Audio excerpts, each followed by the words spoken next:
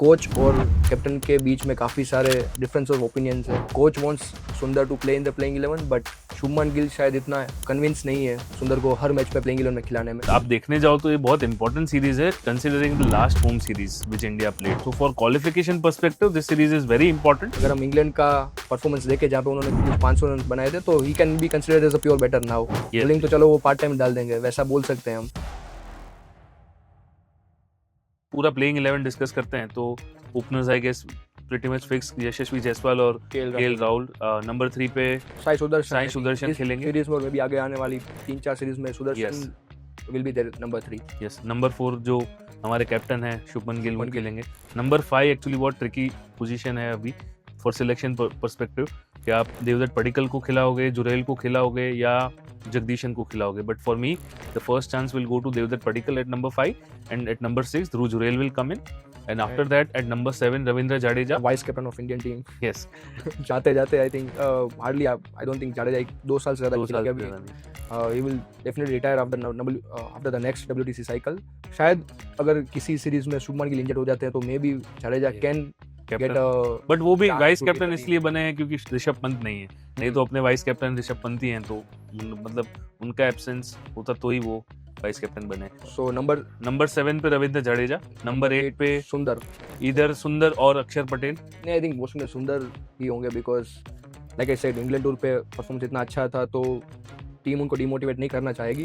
हालांकि हमने इससे पहले बात भी की थी कि कोच और कैप्टन के बीच में काफ़ी सारे डिफरेंस ऑफ ओपिनियंस है। Where coach wants Sundar to play in the playing 11 but Shubman Gill शायद इतना कन्विंस नहीं है सुंदर को हर मैच पे प्लेइंग 11 में खिलाने में। So will see but I think number 8 पे Washington Sundar is a good option and like I said वो ऑफ स्पिनर है and we don't have off spinner after Ashwin in the playing 11 so Sundar is a good option.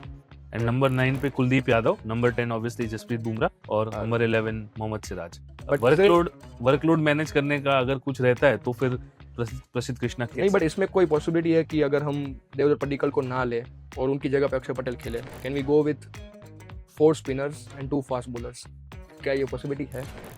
But that will make the मतलब उतना फिर आप batting पूरा मतलब batting week कर रहे हो वहाँ पे। I mean still with this lineup which we just talked about जहाँ पे अक्षर पटेल नहीं खेल रहे तो भी एक इनफ बॉलिंग यूनिट है। आपके पास 3 प्रॉपर स्पिनर्स हैं और 2 अच्छे फास्ट बॉलर्स हैं, तो वहाँ पे बॉलिंग डेप्थ और बैटिंग डेप्थ दोनों आ जाता है। अब ये सिनेरियो में नीतीश कुमार रेड्डी को फिट करना बहुत मुश्किल है बिकॉज उनकी बैटिंग प्योरली बैटिंग पे ही लेना पड़ेगा क्योंकि बॉलिंग में I don't think so Indian conditions उन्होंने लॉर्ड्स मैच में अच्छा किया था बट अगेन तब वहाँ पे बैटिंग अच्छी नहीं थी इंग्लैंड टूर पे और ऑस्ट्रेलिया में जहाँ पे वो खेलने गए थे वहाँ पे उन्होंने सेंचुरी लगाई थी, बैटिंग अच्छी थी बट वहाँ पे बॉलिंग इतनी अच्छी नहीं थी। सो इंडियन कंडीशंस को देख के भी उनका जो मीडियम पेस बॉलिंग है उससे ज़्यादा एक्सपेक्ट नहीं कर सकते हैं, तो इन 2-3 लोगों को आई गेस मिस आउट करना पड़ेगा। जगदीश बट आई थिंक जब विराट कोहली टीम के कैप्टन थे तब we have seen a team जहाँ पे हम शायद 6 बैट्समैन लेके जा रहे थे और 5 बॉलर लेके जा रहे थे। एंड अगर आप जैसे हमने बोला अगर हम देवदत्त पडिक्कल को नहीं लेते तो उनकी जगह पे अक्षर पटेल को लेते हैं तो भी आई थिंक हमारे पास 5 बैटर होंगे एंड देन हमारे पास होंगे 3 allrounders 4 spinners. And I think Jadeja को हम अगर हम इंग्लैंड का परफॉर्मेंस देखे जहाँ पे उन्होंने कुछ 500 रन बनाए थे तो ही can be considered as a pure batter now. Bowling तो चलो वो पार्ट टाइम डाल देंगे, वैसा बोल सकते हैं हम।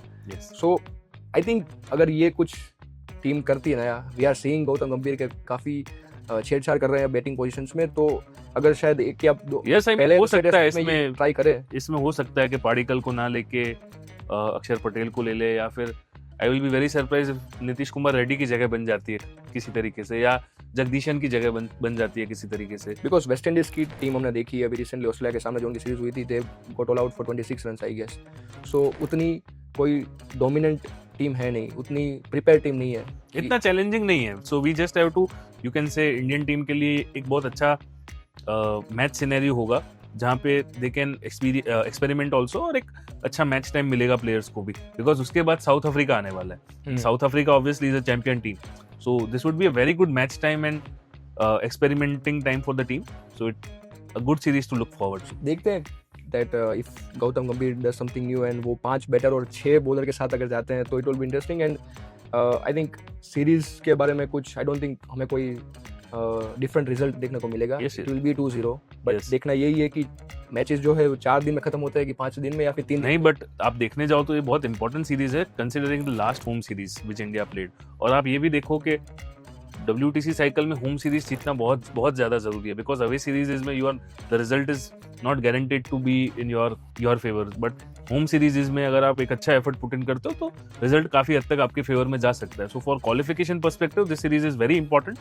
So I guess the team will take it that way. And it will be good to see Shubman Gill leading the team at home for the very first time, because last time जो हुआ था वो team नहीं चाहेगी वैसा कुछ हो. And like you said कि अगर यहाँ पे आप घर पे मैच नहीं जीतते तो WTC साइकिल में ऑलमोस्ट आपका जो क्वालिफिकेशन के चांसेस खत्म हो जाते हैं. So let's see how does this go.